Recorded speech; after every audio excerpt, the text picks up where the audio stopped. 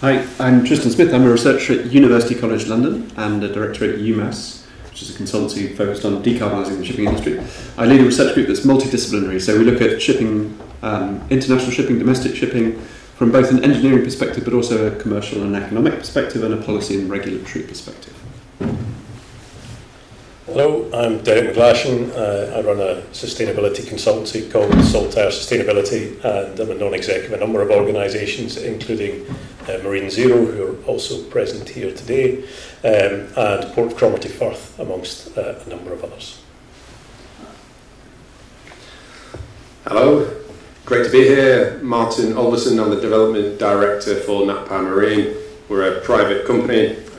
We are in the process of creating the largest global network of shore power worldwide, currently committing to £3 billion between now and 2030 to facilitate that transition.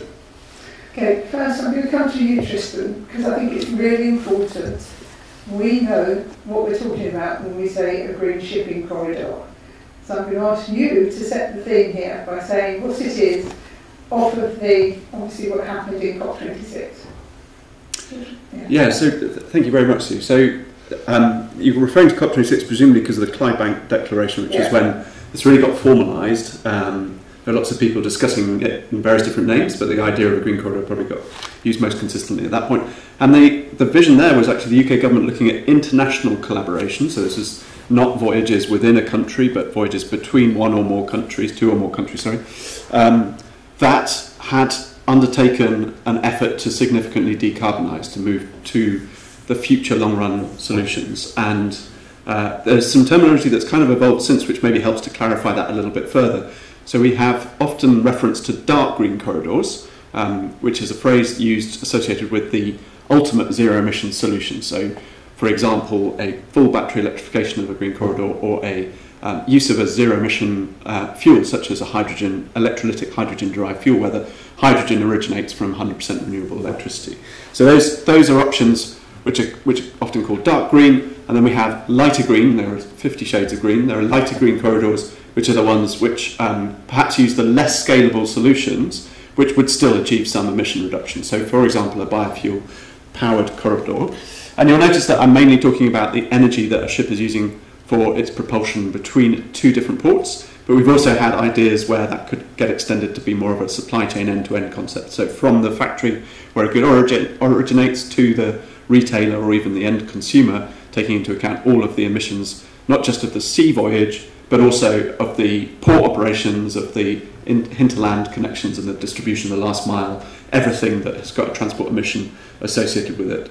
But the majority of the activity we're familiar with and following is really primarily focused on that sea voyage, because that's the nature of the international collaboration that you particularly need to unlock. Most of the remainder of that is obviously within a domestic national jurisdiction. Does that clarify? Brilliant, thank you. I just think it's really important because everybody has a different interpretation. So we're just clear, for all of us here, that's our interpretation. What anybody says outside this room is different, that's fine. We are going with Tristan's very good eloquence there of both the green and the dark green, which I think leads me to the first question, which is obviously green corridors are evolving, and it's evolving quite quickly now into different entities. But what do we feel is really missing when we look at the green corridor in the terms of society and the green corridor? Because as you said, everybody's focused on the ship and the fuel inside the ship, but obviously green corridors bring together shipping and ports, which aren't usually always integrated together, and we know that the port area does suffer very much from NOx and SOx and things like that from shipping. So how can we look at green corridors to bring that societal element as well, if we are going to have a UK spin on this? I don't know, Derek or Tristan, just feel free to come in because we are just a small team, so I'm not going to go down the line. So I think if you're going to decarbonise the fuel that vessels are using, and as we heard earlier this morning, that most of the solutions reduce not just carbon, but will also reduce NOx and SOx, then society is overall getting a benefit there. And there are many debates about the extent to which NOx and SOx of vessels in port have an impact on the local community And we could spend the whole afternoon talking about, you know, the heat of exhaust gases and how far the plume goes and so on and so forth. Overall, results in less things going into the atmosphere and therefore less depositing on land that people will be breathing in, and not just people, biodiversity. And we also heard about, in one of the earlier presentations, the surface layer of the ocean and the impact of pollution on that, and driving the impact on plankton, which there were a few eyebrows raised at the impact that has on climate change. So there's a whole host of issues packaged together that can make a difference just from the fuel swapping perspective. When you look at what lots of different, some self-declared, some trying to get accreditation for green shipping corridors, and the definition, it's great to have a definition to work to today, because there isn't agreement on what a definition is, as you've alluded to. So it's interesting just what is deemed zero emission or part of a green shipping corridor. So in some cases it's as simple as shore power provision, which is a start, and in other cases it's a definition of a zero emission ship, which is actually a ship that has 50% less well-to-wake emissions in one corridor's definition. So the small print is quite important in understanding what the impact to society and ultimately the sea really is. Yeah, I would just add that to your question, what are we missing? So I think we might have quite a reductionist framing of the definition of being about the sea voyage, but actually if you change the fuel that the ship uses, you have so many systemic changes. And that's what the original concept of the Clydebank Declaration was trying to unlock, was unlocking a system change. We know that the shipping industry, like all sectors that use fossil fuels, have to go through a fundamental energy transition over the next 10 or 15 years. And we know that energy transition for ships involves moving to these much more expensive fuels, hydrogen-derived fuels, or pure electrification. And we know that the pure electrification is great on the short voyages, but it's going to become impossible, uncompetitive relative to liquid fuels over a certain distance, over a certain range, at which point you just need the energy density of the liquid fuel. So the question that the UK government was trying to address, I think, was what input do we put in the system to trigger all of those other changes? What's the clarifying input? And I hope this isn't to the detriment of the port sector, but the idea being that the customer of the fuel needs to make a decision and go, we're going to go in this direction, which then triggers the need for bunkering facilities, that triggers the need for production of a fuel and the sale of the fuel. And one of the things that I've seen very successful out of the concept of green corridors is that multi-stakeholder conversation and collaboration, where there has been enough confidence that there might be some support to make the business case from whatever means, government or private sector. It then brings people together, and it does bring consortia that have all of those different stakeholders that all need to be aligned, otherwise we end up in the wrong fuel and the wrong engine or the wrong tank, and there are so many ways in which that can go wrong. So I think I wouldn't be too concerned about that reductionist definition, because it's what enables the more systemic conversation. And I agree with what Derek said.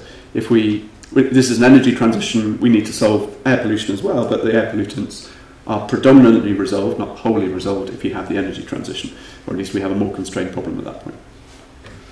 Yeah, taking that point though, don't we have the opportunity to make that change for a societal betterment? Because the whole point of this conference is looking at how society and the sea can actually improve its relationship going forward, using this transition as a catalyst.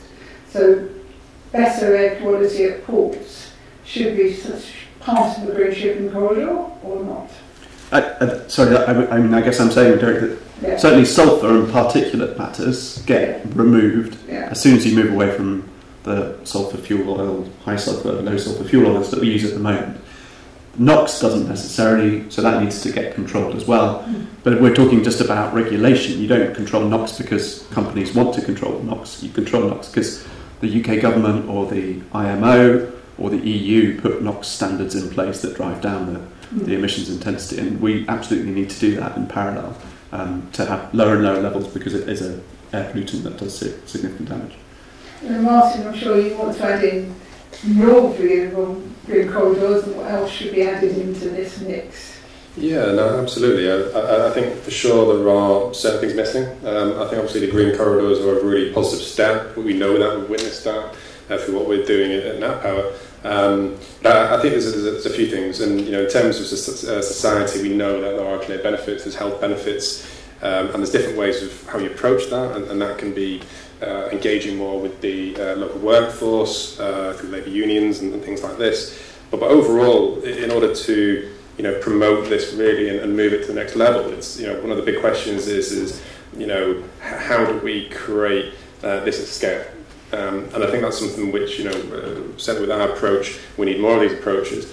It's looking not just at ports in isolation, but it's looking at ports from the shipper line's perspective. So we know that a shipper line doesn't just call one or two ports; they're calling on a rotation, right?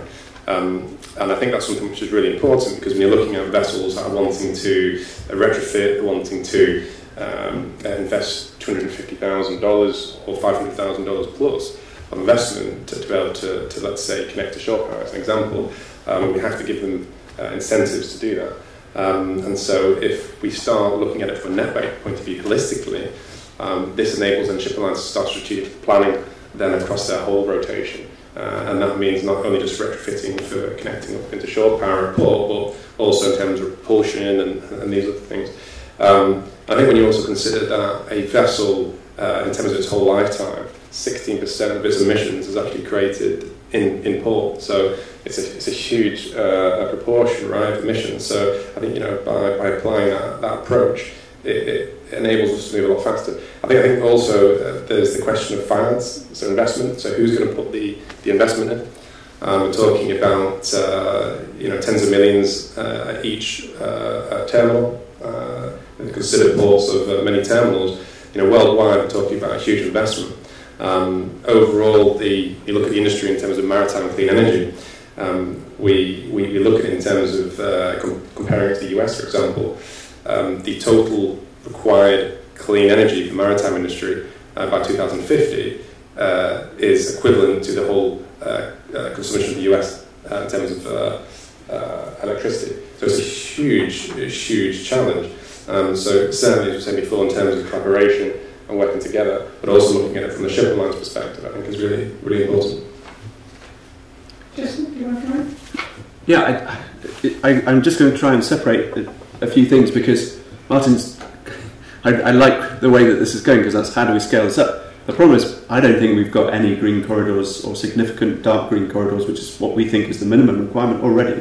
So we actually need to get the green corridors going, and then the scale up is also part of the puzzle as well. But they're kind of two separate problems, because the latter is the mass market transition. We know there are strong drivers for that. We know that nationally ports are going to have to electrify. That's a no-brainer solution, not just for the provision of shore power, but because they need to electrify all their cranes, and they're going to have to charge lorries and everything else. So there's investment that needs to happen exactly as Martin describes, but the risk is that we do those things and we don't do this difficult liquid fuel transition that we need for the deep sea shipping, because without that you don't have the green corridor at all. You've just got a very efficient port and some electricity use when you're alongside, but you've got then 90% or whatever the percentage of the emissions are for the voyage still coming from fossil fuel.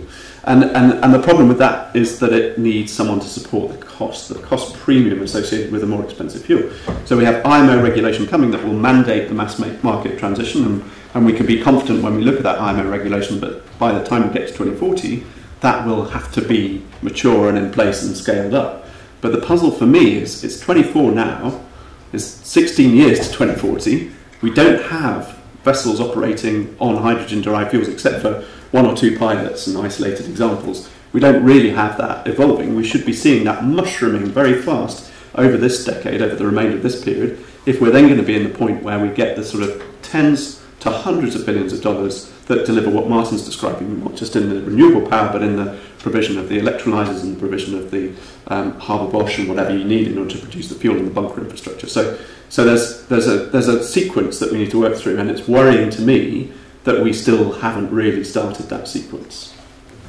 It's interesting, I think, last week in all the papers, it seems to be that they were guessing up to 90% of all the ships are going to pay the fine for fuel ETS rather than change their fuel. because they find that's the easier way than jumping in and making a decision. And that justifies what you just said there, Tristan, is that we need to start to get this transition really moving. And obviously the EU thought the fuel ETS would have started that, and it hasn't. So how can we use mechanisms? I'm thinking here like business improvement districts that we've brought into the UK to improve certain areas. Is it that we make green ports very much more tax efficient? Is it they can actually get access to, if ICS bring in this surcharge, that they're going to have this IMO green fund? What is it that's going to stimulate this? Because we've all been talking about it. Tristan, I think you and I were on a panel 7-8 years ago. And how far have we really come? So what is it that you feel is going to be that catalyst? Is it a global fund? Is it green financing? Is it going to be country driven? How are we going to get this started? I have an answer, but I think someone else should go first. Oh, thanks. Can't beat being volunteered. I mean, there isn't really an easy answer because there's still such argument about what the liquid fuel alternative is out there. And they keep waxing and waning in which has popularity, largely based on whoever shouts the loudest at that particular point. And whether it's ammonia or whether it's methanol or whether it's hydrogen or whether it's something else to carry hydrogen or what have you. And it's easy to see why people are flip-flopping backwards and forwards because new information or slightly differently packaged information keeps cropping up and will grab a headline in one of the trade press, etc. And then that'll fall out of flavour in whichever boardroom it was that was starting to move in that direction. And so I'm not entirely sure how we crack that one. I think the energy density piece is the critical element, though. You've got to have that energy density. You can't have, you can't have a vessel towing another vessel behind it just to be its fuel tank. That just doesn't sit right. That said, the first presentation we had this morning with the CEO of Nat Power Marine saying that they're focusing on the first 200 nautical miles. That's a huge leap if you can electrify to the first 200 nautical miles of a journey. That's an impressive set of batteries with really impressive energy density. Again, though, that doesn't tell us what the big bit is at the end. If I think about on-land equivalents, there was a step change 17 years ago or thereabouts when the carbon reduction commitment came out, and that required all businesses over a set level of energy use to report to the government on how much energy they'd used. And the theory was it would be a cap and trade scheme like EU ETS. The cap and trade bit got dropped. But if you didn't report on time, the government made a really big song and dance about it, and you were put on a list that was made publicly available that you'd failed to achieve your set levels at the agreed timescale. And that black mark really scared boardrooms. And that point drove energy efficiency. It was already becoming a point of interest because of the cost of energy. It changed the focus, though, because then your investors would know that you weren't hitting the mark on energy efficiency. Then that means the pension funds were saying to the investors that held your stocks, well, we own a bit of you, and this doesn't look very sustainable in the long term. This is when the word sustainable started to appear in the boardrooms. And so perhaps naming and shaming is a route that we might have to go down. Whether that's positively and name those who have positively achieved and then by omission the others haven't, or whether you take the big stick out and say these people haven't done it. And just picking up on something you said about rotation, actually the easy solution here is vessels on rotation, which are your container lines, etc. The difficult one is those who are sailing around until they get a charter, and then they go wherever that they're going to deliver whatever. And it might be fish meal one week and aggregate the next, and they might be going from, some quarry in the north of Scotland to to Spain for one journey, and then the next charter might be from Italy to Brazil. That's the difficult bit. Yeah, I would just add to that. I completely agree. I think all those challenges are certainly there. And as Derek was saying, depending on what vertical you're looking at, if it's bulk, for example, as you say, you can't guarantee necessarily where that vessel's going to be going, like you can maybe in, say, the cruise vertical or the ferry vertical. So I think that's even more reason why it's so important that the approach that's taken. So ultimately, it has to start with infrastructure. So whatever we're doing in terms of investing in bunkering facilities, investing in the necessary technologies, either side of the ports, it's really important that's taken into account, and it starts there. And so I think it's really important when we're looking at this is how do we cater for the whole industry and not just certainly one vertical. And that means that we do need to invest in different technologies in all different ports. If you look at, for example, you take cruise, investments in infrastructure on a green corridor, yes, it may well be fantastic for cruise, but what about the feeders, container vessels, even in containers? The technology for feeders is going to be different than it is for some of the larger vessels. And again, what about ferry? What about the bulk that you mentioned before? So I think these are all really key, important questions that we need to ask ourselves in terms of how we approach this and the investment that's required and the collaboration that's needed. I think we know all those answers. I don't think we do. I think we need strong, very clear regulation yesterday. And I don't think we can do this by putting people on a list like we did with CRC. Energy efficiency is a different type of regulatory challenge. It's about removing market barriers and failures where people unlock energy savings that they would accrue from a CapEx expenditure, they get OpEx reduction. And you just have to really shine a light so that people have no excuse not to take this, which often happens because of failures and barriers in markets. But we're talking about an energy transition where someone has to operate a vessel with a fuel which fundamentally costs 2 or 3 times what their competitors are using, and no one's going to do that just because they're on a blacklist from the UK government. They're only going to do that when it's mandated. Now the problem is that how do you mandate an energy transition? I think that's the puzzle, right? Because if you mandate everyone to do it overnight, which is one of the ways you can do it, then you have a shock on the market, the supply isn't there, the supply chains. So you have to do it gradually. And I think the EU has failed because the EU has been too gradual and too incremental. So they obviously decided they were going to intervene. They weren't confident that the IMO was moving fast enough on the main fuel transition, not the actual provision of shore power. They've been quite hard, I think, quite a lot clearer than the UK and the IMO. But on the main energy transition, they've been very cautious, and so they have only, I think, a 31% emission reduction target in 2040, which drives only a very small greenhouse gas intensity reduction for the average ship as the requirement. And the investors look at that and go, I can operate on LNG for the next 15 years. I do not need to make an investment into anything beyond LNG. And so the technology prevarication that you were describing is not a technology uncertainty, it's policy uncertainty.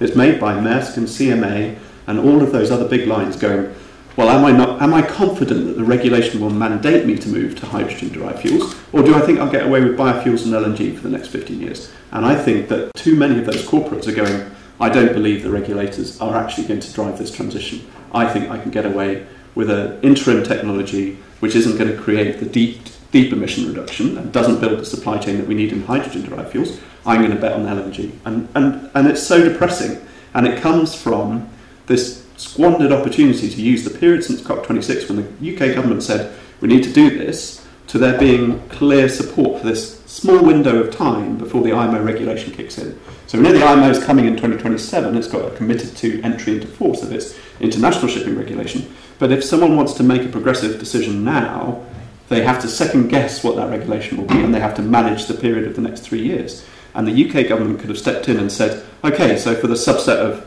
owners and operators that we are interested in being part of our energy transition, we're going to give you some specific support. And I think at that point you need carrots, not sticks, because if you mandate people to be using zero-emission fuels, you shock the system. So you do have to say, here's a small stimulus. But unfortunately, all they did was throw money at feasibility studies, and as a result, we've got lots of written answers to the questions that you've answered, and none of the investment that we need, or at least it's not starting at the speed that it should have been going at. Thinking about the low sulphur change that the IMO brought in, it didn't bring in the fuel providers into the conversation. Are they a missing party here now to who the new energy suppliers are going to be part of Green Corridor talking? Because they're not in any of the groups I've seen sitting around the table with the ports and the shipping lines.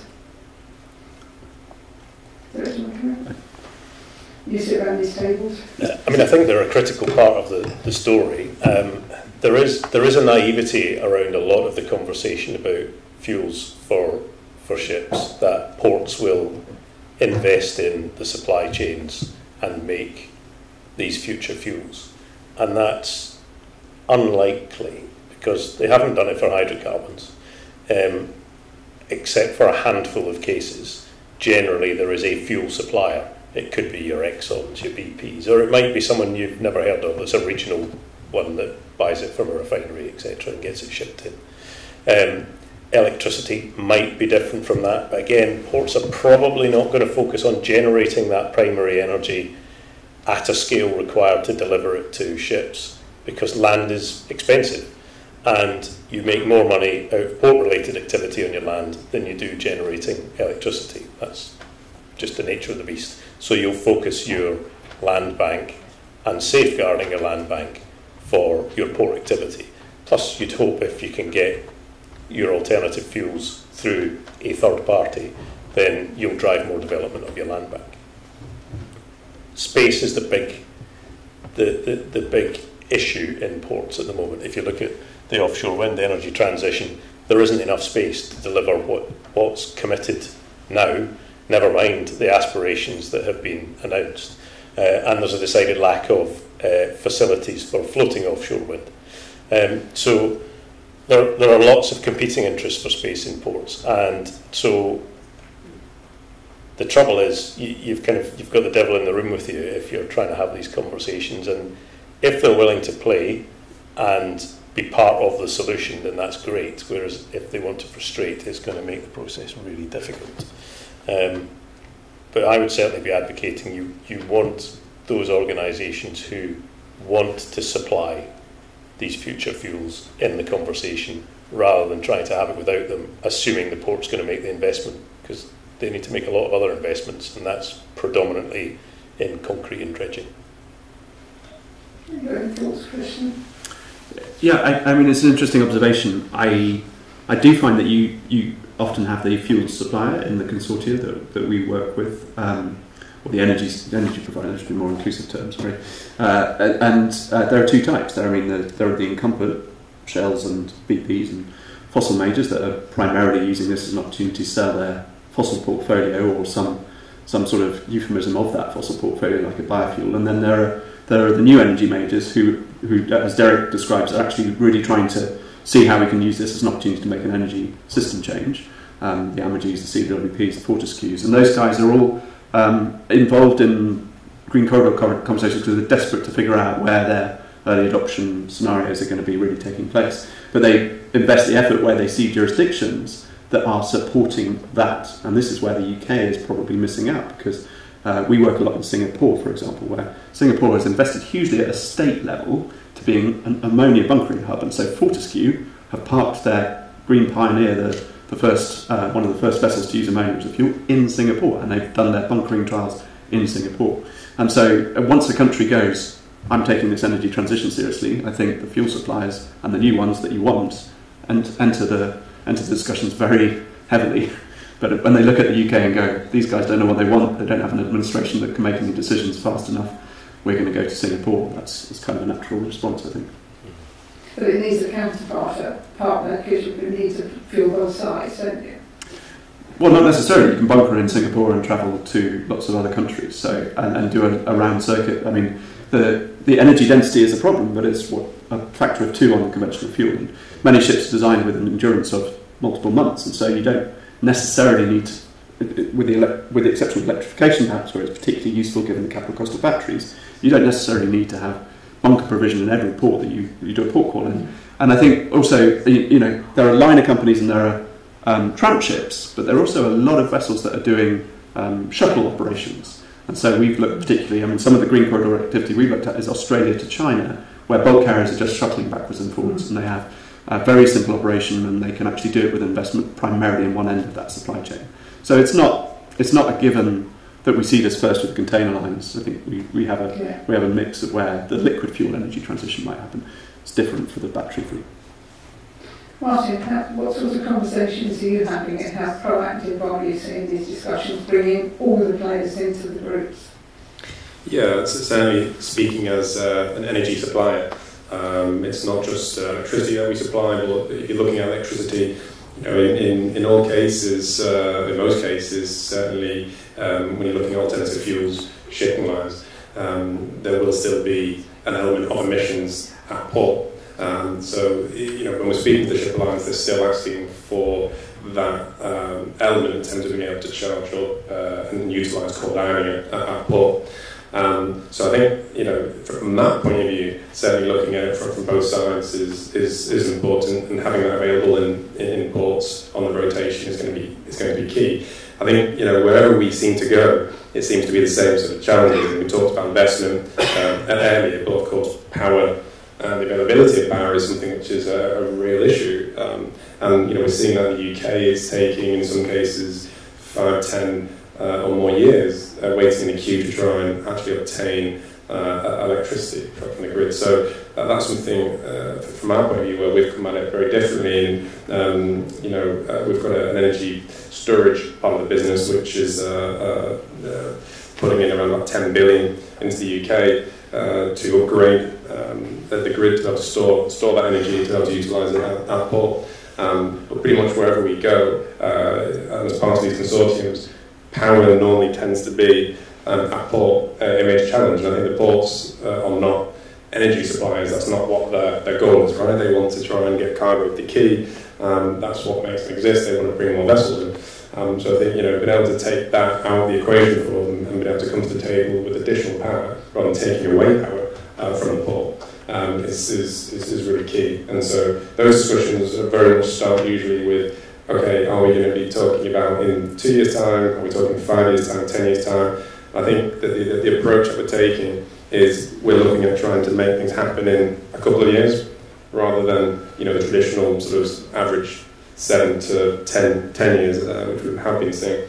And certainly when I came into NAP Power, I think in terms of energy transition, I came from a maritime background, from ship and lands, and from the port sector, which was very much about getting your hands dirty, making things happen, seeing results in a few years. And that's something which we're seeing now, and that's something which I've really enjoyed coming into this, because I've always associated energy transition with, well, we're going to talk about things, we're going to have many committees, we're going to have, lots of discussions over a number of years, which are really important, which are really crucial, and then we'll see what happens in the sort of next sort of 7, 8 years. Now it's completely changing. I think this approach is exciting because we're now looking at it and actually saying, okay, what's going to happen in 2 years? We're actually making things happen, we're actually doing things, and that's, I think, really crucial when you think about the legislation that's coming. We think about really making a dent in this energy transition, and I think we need more of those types of approaches to this challenge. So we see it as a challenge, but also as an opportunity, and then collaborating as a fuel producer is one element of it with these consortiums, but also as an actual operator of the infrastructure as well, putting the finance and investment in and actually supplying the power to the ship lines. So overcoming all those hurdles really in terms of the not just the power, but also the finance and the investment, and also the scale that's also required. So the next question I'd like to ask is, should green corridors be self-regulating and just say I'm a green corridor, or should there be some mechanism where they're actually approved or verified to be a proper green? For want of a better word, I'm not saying the other ones aren't, but you know what I mean, but this is an authentic certified green corridor rather than just a self-declared. Because otherwise, again, it's how do we get the carrot into this whole thing, and is there something, as I said, some form of then financial reward because you are using this authentic? So I think that's a good point, and I guess I was perhaps alluding to that in some of my opening comments, that if you think about the title of this session to do with greenwashing, it could be quite easy to wrap up a message of sustainability future thinking and do something that's a small step, or arguably everybody was doing anyway, but call it a green corridor. And I guess the other thing to bear in mind is it's just one route potentially for your green corridor, and there might be many hundreds of routes into each of the ports on that corridor. So some kind of hurdles to go through before you can say, yes, this is a green corridor, seems like a good idea. Too much bureaucracy. The port industry hasn't, certainly in the UK, hasn't historically been an enormous fan of state intervention or funding from government, because they haven't committed the time and effort to go and find the money. That's changed over recent years to some extent. But usually you'll find that they'll say, we'll just do it ourselves and then we don't need to worry about jumping through all these additional hoops. So there is a bit of a double-edged sword there, but that's perhaps a specifically UK approach, whereas in Europe there's much more state intervention, US, much more state intervention in ports. That would perhaps be a bit easier and less of a shock to the system. That said, I suppose we've had our free ports, and that was quite a bureaucratic process, having been through that with a number of ports. So, yeah, perhaps some form of accreditation or rules. Or should it be something either through the IMO or the IAPH? Because, again, if you have one country having one set of rules and another country having another set of rules, you haven't got that level playing field. So should it be an international standard? I mean, that's always going to be the risk. You know, that's like a European Union directive. It sets the framework, and each country implemented it in its own way. And some went above and beyond, and some just kind of tickled the edges of what the legislation required. So yeah, that's always going to be a risk. And you know, there's always going to be a local interpretation, even of an international standard. It probably wouldn't hurt if there was some form of structure. If you look on the Admiralty website, it defines a green corridor as an ecosystem of change factors. That could mean rather a lot. So it depends. It's going back to the original question that you asked, Sue, I think, about what is the definition and the objective of the green corridor. Maybe you talk about objective very much. So if you're trying to catalyse early adoption before IMO regulation hits, then there's no point going to the IMO and getting the definition out of the IMO, because it'll take you 5 years. And some people did try and do that, and they got told this isn't the venue for debating what a green corridor is very quickly, which was, I think, the right thing to do. So the UK and a handful of other countries, I think about 20 signatories to the Clydebank originally, were making a plurilateral move. So you have multilateral processes like the UN and the IMO, and then you have plurilateralism, which is when a club of progressive countries come together and say, it's in our collective interests to do some leadership here, let's get on with it. And absolutely, they should have put in a definition. We pleaded with them at the time to do so. Of course, I told you so. It's my favourite expression. But we pleaded with them to do so. They didn't. They left it vague so that everyone could write their own definition. And greenwashing chaos has ensued and failure. And of course, that failure is not just because they didn't define it clearly, but what we've encountered day after day in the private sector conversations we have is that people just want clarity of direction. They want to know, where are we going? If I make an investment in that direction, will it be in the direction that ultimately the government will take, even if it hasn't figured out how to give us a carrot or give us an incentive? At this point, we want to know that it's on their roadmap. And so as long as you leave things vague, you just perpetuate a failure to make any decisions in the private sector. And so I think clarity is absolutely fundamental. Martin, what do you think?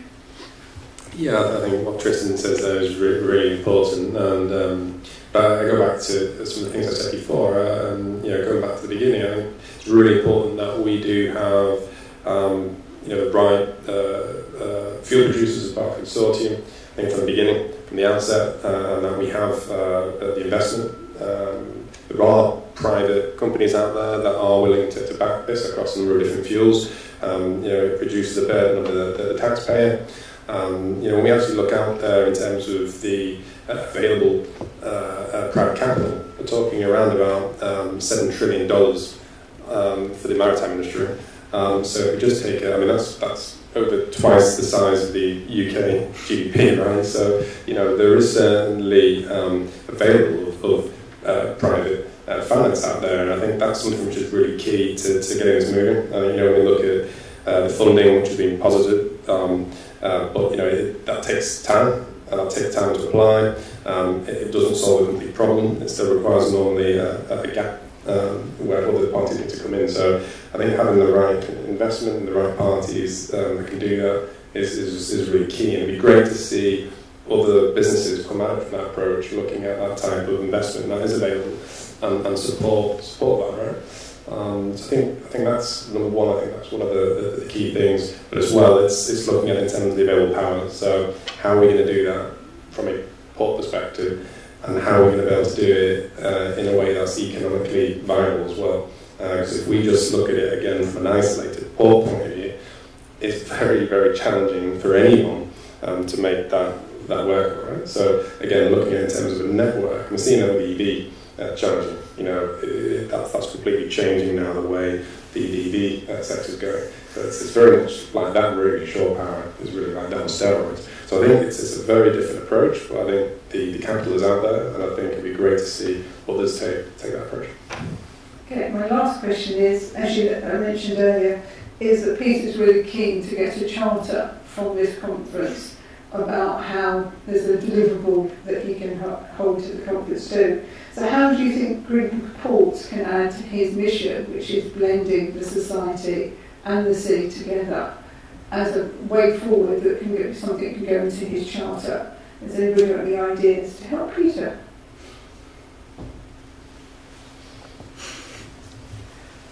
Well, I think, you know, picking up on the theme throughout, if you change the fuel to one that doesn't rely on hydrocarbons and one that's got lower NOx, then society is benefiting straight away, and so is the sea. Anybody else? I guess this is a slight contradiction to what we've been talking about, because green corridors have been quite reductionist, and as I said at the beginning. But I think you need two things. You need something holistic from an environmental perspective, so that we don't solve one problem and forget about the others, and something long run. And the definition of those two things needs to be super clear and brought in very broadly from an early stage, so that we all have a clarity of direction of travel. I don't know if that's too woolly, but does that? No, it makes sense. Martin, anything you want to add? You don't have to. No, I think, as Tristan said, as Derek was saying, I think that holistic approach is definitely key, right? It's really important, because we're not going to solve the problem certainly by just an isolated port perspective. This is very much looking at it in terms of how we link it up. Shipping lines, as I said before, are calling multiple ports. So I think getting the investment right, but working in collaboration. Keep talking about collaboration, but working across a number of different ports together, standardising practices. Getting the regulatory and policy side of it right as well, I think all really key. Is there any one question from the floor before we end? No? Would you like to thank the panellists? Thank you very much for a very engaging conversation. We haven't quite solved the problem, but I think maybe if somebody listens to us, taken a step down the road to trying to solve it. Thank you all very much. Thanks. Thank you.